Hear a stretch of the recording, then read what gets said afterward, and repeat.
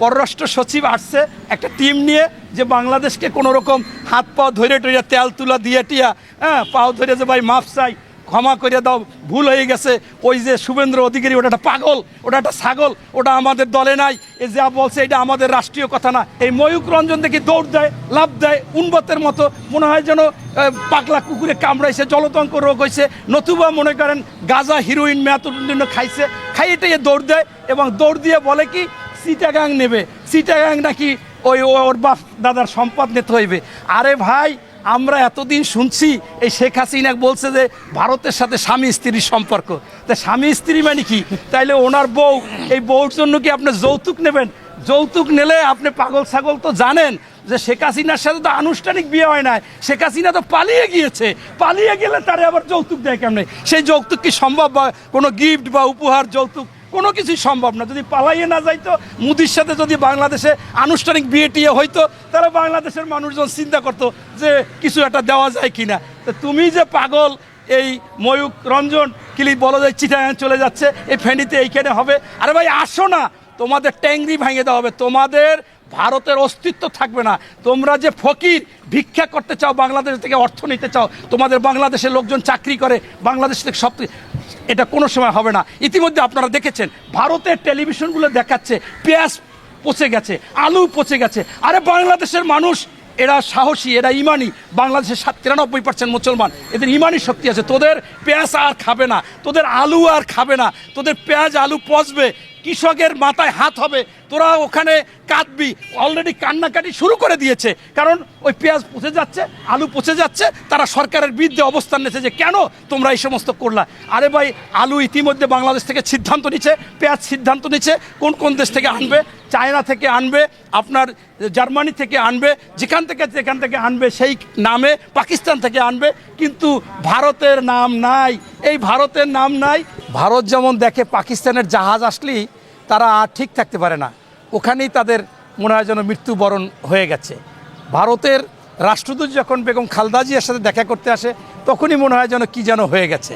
আবার ভারত থেকে যখন বাংলাদেশের লোকজন আসবে, বাংলাদেশের লোকজন যাবে, যখন এই আপনার ভিসা পদ্ধতি একটু শিথিল করছে, তখনই ভারতের অবস্থা খারাপ। তাই আজকে আমাদের প্রধান উপদেষ্টার সাথে ইউইর 27টি দেশের 27 জন সম্মানিত রাষ্ট্রদূত যে আলোচনা করতেছেন, সেটা বাংলাদেশকে নিয়ে, বাংলাদেশের অগ্রগতি, উন্নয়ন এবং বাংলাদেশকে ঘিরে, বাংলাদেশের পাশে তারা আছেন, বাংলাদেশের পাশে থাকবেন, ঐক্যবদ্ধভাবে তারা এই চিন্তাভাবনা করেছেন। তাতে আপনারা দেখেছেন যে এটা সকলের কাছে একটা প্রশংসনীয় হয়েছে এবং বাংলাদেশের কাছে না, শুধু সারা বিশ্বের কাছেও গ্রহণযোগ্য হয়েছে। এরপরে আপনারা দেখেছেন যে বাংলাদেশে একটা দেশ থেকে একজন পররাষ্ট্র সচিব এসেছে, আমরা কয়েকদিন আগেই শুনেছিলাম, এবং সেই দেশের অবস্থা যে খুব খারাপ, তাদের যে লাল বাতি জ্বলবে সেইটা তারা বুঝেছে। সেইটা হচ্ছে পার্শ্ববর্তী দেশ ভারত। সেই ভারতে আজকে চিকিৎসকরা এবং ক্লিনিক ব্যবসায়ীরা বলতেছে যে বাংলাদেশ থেকে রুগী আসলে তাদেরকে ছাড় দেওয়া হবে, ডিসকাউন্ট দেওয়া হবে, এবং হোটেল, মার্কেট, তারা পর্যটক, তারাও ছাড় দিতে চাচ্ছে। তারা ইতিমধ্যে আমি 5-7টা ভিডিও দেখেছি যেখানে সেই দেশে এখন লোকজন নেই, ব্যবসা বাণিজ্য বন্ধ। যে চিকিৎসকরা বলেছিলেন যে বাংলাদেশে যদি চিকিৎসা নিতে আসে রুগীদেরকে অবশ্যই আমাদের পতাকা প্রণাম করতে হবে, এখন দেখে যে প্রণাম তো দূরের কথা, তাদের ভিক্ষার থালা নিয়ে বসতে হবে যদি বাংলাদেশের রুগীরা না যায়।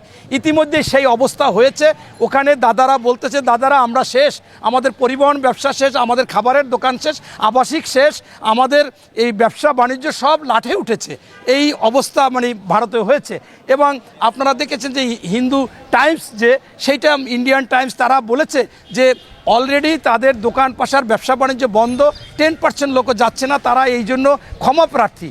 এই জন্যই আজকে ভারতের আপনার পররাষ্ট্র সচিব সহ আরও কিছু নীতি নির্ধারণী ভারতের ওনারা এসেছেন, আমাদের পররাষ্ট্র সচিবের সাথে বৈঠক করেছেন। আমি এক্ষেত্রেও বাংলাদেশের অন্তর্বর্তীকালীন সরকারকে বলি যে আগেই শর্ত দেওয়া উচিত ছিল, বাংলাদেশের সাথে যদি বসতে হয় আগে খুনি হাসিনা বা এই যে গণহত্যাকারী হাসিনা, এই হাসিনা সম্পর্কে আগে অ্যাকশন নিতে হবে, হাসিনা সম্পর্কে আলোচনা হবে, তারপর পরবর্তী তাদের সাথে সম্পর্ক থাকবে কি থাকবে না, তাদের সুসম্পর্ক, তাদের সাথে অর্থনৈতিক বাণিজ্য আমরা করব কি করব না, এই জন্য প্রথমে উচিত ছিল খুনি হাসিনা এবং এই গণহত্যাকারী হাসিনা কেন ভারতে এখনও আছে, কীভাবে আছে, এই আলোচনা, তাকে ফেরত দেবে কিনা, কয়দিনের মধ্যে ফেরত দেবে, তাকে বাংলাদেশে এনে বিচার করতে হবে, তাকে আইনের আওতায় এনে তার সকল মানে যে অর্থ পাচার করেছে সেগুলো বাজেয়াপ্ত করতে হবে, এইটা আলোচনায় থাকা উচিত ছিল। কিন্তু অন্তর্বর্তীকালীন সরকার কেন এটা নিয়ে নেয়? আমরা দেখলাম যে শুধুমাত্র ভারতের দুঃখ কষ্ট, ভারতে যাচ্ছে না, ভিসা না দিলে ক্ষতি হবে, তাদের লাঘব গুছাবার জন্য আজকে একটা মিটিং হচ্ছে। সেই মিটিংটা আমার কাছে বেশি গ্রহণযোগ্য হয়নি। তারপরও বাংলাদেশের মানুষ একটা জিনিস স্পষ্ট হয়েছে যে ভারত আমাদের কাছে কোনো বিষয়ই না। ভারত হচ্ছে যে আমাদের তুরুকের তাসের মতো না, মানে আমরা তুরুক দেবো উড়ে যাবে, একেবারে সেই আপনার কাচের ঘর, এই কাচের ঘর ভাঙলি টোক্কা দিলেই ভেঙে যাবে। এটাই ভারত যেটা মনে করেছিল যে বাংলাদেশকে দেশে শক্তি বিনিয়োগ করবে বা শক্তি প্রয়োগ করবে বাংলাদেশকে, যেমন সেইটা আর বাংলাদেশে হবে না। আপনাদের মাধ্যমে বাংলাদেশের প্রত্যেকটা মানুষকে বলি, এবং ইতিমধ্যে তারা জেনে গিয়েছে যে বাংলাদেশ একা না, বাংলাদেশের পাশে, ভারতের পাশে যে সমস্ত দেশ আছে, মালদ্বীপ, শ্রীলঙ্কা, নেপাল, ভুটান, এই বার্মা, পাকিস্তান, সব দেশ বাংলাদেশের পক্ষে, অর্থাৎ ভারতের পক্ষে কেউ নাই। আজকে যদি ভারত কোনো রকম উদ্যোগ নিতে বাংলাদেশে, ওই যে একটা পাগল গরু খায় নাকি, এখানে বলেছে যে সে শুভেন্দ্র অধিকারী, সে নাকি শাহাবুদ্দিন ভদ্রলোক মুসলমানের বাড়ি গিয়ে ঈদের দিন বড় বড় কোরবানির সময় বড় বড় 3টা বাটি বইরা গরু খাইছে, আবার টিফিন ক্যারিয়ার নিয়েছে, অথচ সে সনাতন ধর্ম। তার লোকেরা বলতেছে মানি কি? মানি হচ্ছে যে এগুলো পাগল ছাগল, এই পাগল ছাগল বিভিন্ন কথা বলবে, এইগুলো বাংলাদেশে কোনো জায়গায় প্রচার করা যাবে না, এবং এইটা স্পষ্ট করতে হবে। এরপর আমি নতুন করে একটা ছাগল না পাগল দেখছি দৌড়াদৌড়ি করে, আপনাদের সাংবাদিকদের মান সম্মান শেষ করছে। আপনারা কেন সাংবাদিকরা এই পাগলটা, এই ছাগলটা, উন্মাদটা, এটা কোনো সময় হতে পারে না আপনাদের সাংবাদিকদের। সেটা হচ্ছে যে ওই যে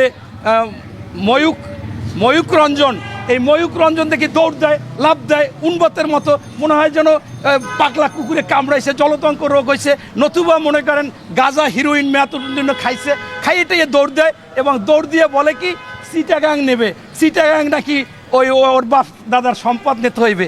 আরে ভাই, আমরা এতদিন শুনছি এই শেখ হাসিনা বলছে যে ভারতের সাথে স্বামী স্ত্রীর সম্পর্ক, তা স্বামী স্ত্রী মানে কি? তাইলে ওনার বউ, এই বউর জন্য কি আপনি যৌতুক নেবেন? যৌতুক নিলে আপনি পাগল ছাগল তো জানেন যে শেখ হাসিনার সাথে তো আনুষ্ঠানিক বিয়ে হয় না, শেখ হাসিনা তো পালিয়ে গিয়েছে, পালিয়ে গেলে তারে আবার যৌতুক দেয় কেমনে? সেই যৌতুক কি সম্ভব? বা কোনো গিফট বা উপহার, যৌতুক কোনো কিছুই সম্ভব না। যদি পালাইয়ে না যাইতো, মোদির সাথে যদি বাংলাদেশে আনুষ্ঠানিক বিয়ে টিয়ে হইতো, তারা বাংলাদেশের মানুষজন চিন্তা করতো যে কিছু একটা দেওয়া যায় কিনা। তো তুমি যে পাগল, এই ময়ূক রঞ্জন কিলি বলা যায় চিটাগাং চলে যাচ্ছে, এই ফেনীতে এইখানে হবে, আরে ভাই আসো না, তোমাদের ট্যাংরি ভেঙে দেওয়া হবে, তোমাদের ভারতের অস্তিত্ব থাকবে না। তোমরা যে ফকির, ভিক্ষা করতে চাও, বাংলাদেশ থেকে অর্থ নিতে চাও, তোমাদের বাংলাদেশের লোকজন চাকরি করে, বাংলাদেশ থেকে সব, এটা কোনো সময় হবে না। ইতিমধ্যে আপনারা দেখেছেন ভারতের টেলিভিশনগুলো দেখাচ্ছে পেঁয়াজ পচে গেছে, আলু পচে গেছে। আরে বাংলাদেশের মানুষ এরা সাহসী, এরা ইমানি, বাংলাদেশের 93% মুসলমান, এদের ইমানি শক্তি আছে। তোদের পেঁয়াজ আর খাবে না, তোদের আলু আর খাবে না, তোদের পেঁয়াজ আলু পচবে, কৃষকের মাথায় হাত হবে, তোরা ওখানে কাঁদবি। অলরেডি কান্নাকাটি শুরু করে দিয়েছে, কারণ ওই পেঁয়াজ পচে যাচ্ছে, আলু পচে যাচ্ছে, তারা সরকারের বিরুদ্ধে অবস্থান নিয়েছে যে কেন তোমরা এই সমস্ত করলা। আরে ভাই, আলু ইতিমধ্যে বাংলাদেশ থেকে সিদ্ধান্ত নিচ্ছে, পেঁয়াজ সিদ্ধান্ত নিচ্ছে কোন কোন দেশ থেকে আনবে, চায়না থেকে আনবে, আপনার জার্মানি থেকে আনবে, যেখান থেকে আনবে সেই নামে, পাকিস্তান থেকে আনবে, কিন্তু ভারতের নাম নাই। এই ভারতের নাম নাই, এই জন্য পররাষ্ট্র সচিব আসছে একটা টিম নিয়ে যে বাংলাদেশকে কোনো রকম হাত পাও ধরে টইয়া তেল তুলা দিয়ে টিয়া, পাও ধরে যে ভাই মাফ চাই, ক্ষমা করে দাও, ভুল হয়ে গেছে, ওই যে শুভেন্দ্র অধিকারী ওটা একটা পাগল, ওটা একটা ছাগল, ওটা আমাদের দলে নাই, এ যা বলছে এটা আমাদের রাষ্ট্রীয় কথা না।